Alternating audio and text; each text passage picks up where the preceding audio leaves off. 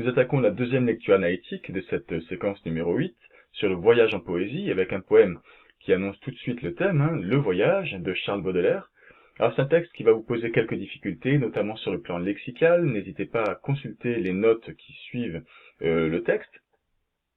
Et puis même sur l'interprétation, lorsque je vous ai lu le poème en séance de classe virtuelle vendredi, et que je vous ai demandé si à première écoute, à première lecture, vous pensiez que le poète voulait rester ou bien voulait partir, vous avez eu des avis divergents, vous n'étiez pas d'accord entre vous, vous étiez assez hésitant, si bien que la moitié de la classe pensait que le poète voulait rester, l'autre moitié pensait que le poète voulait partir, et ma foi, plusieurs d'entre vous basculaient d'une réponse à l'autre. Alors lorsque je vous ai demandé de me proposer des mots qui vous venaient à la lecture de ce poème, à l'écoute de ce poème plutôt, sur la façon dont le voyage était présenté, sur ce que voulait exprimer le poète, voici ce qui est ressorti. Si vous regardez ce nuage de mots, c'est ainsi que ça s'appelle quand on assemble ces propositions-là, vous vous rendez compte que, ma foi, les termes font plutôt pencher la réponse du côté du non. Il ne veut pas rester là où il est, il veut partir. Regardez un petit peu des mots tels que l'ennui, qui m'ont caractérisé le sentiment du poète là où il est, et puis tous les termes qui vont renvoyer au voyage, à l'appel du départ, à la volonté de partir, visiter, liberté, découvrir, espace, voyager, bateau, passion, explorer, trésor. Tous ces mots-là sont très justes et représentent des pistes d'analyse que je vous encourage à poursuivre dans la lecture analytique, puisque le mot trésor, par exemple, est tout à fait utilisable pour commenter le texte, mais de quel trésor parle-t-il? Qu'est-ce qui nous montre qu'il a envie de découvrir? Quel passage nous indique qu'il s'ennuie, ou que le voyage est quelque chose pour lui qui est une véritable passion, qu'il a besoin de liberté? Tout cela représente des pistes que vous pourrez explorer pour étudier le texte. Et il y a un mot qui m'avait particulièrement intéressé, c'est le mot émerveillation, qui n'existe pas. Et c'est une erreur, mais vos erreurs sont plus intéressantes encore que vos bonnes réponses. Les bonnes réponses, je peux les donner moi-même.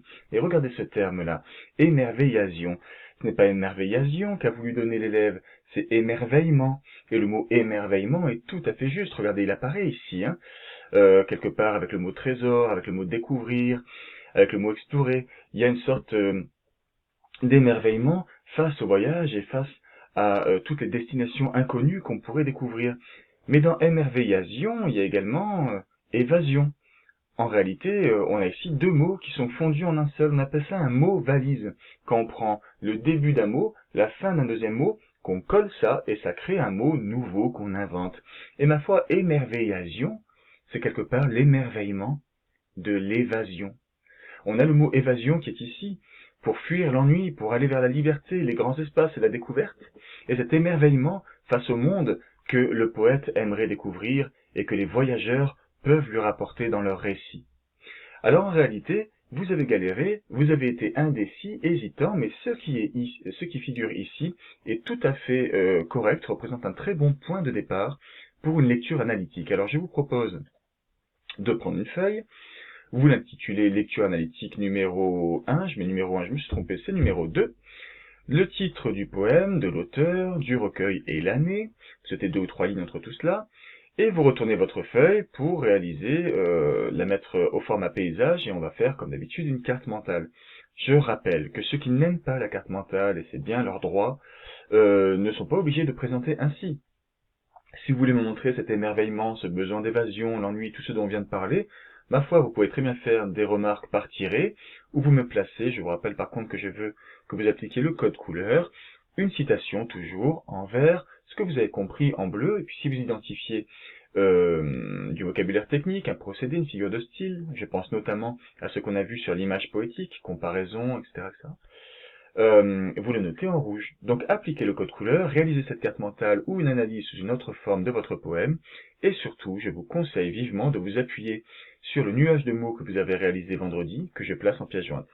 Bon courage!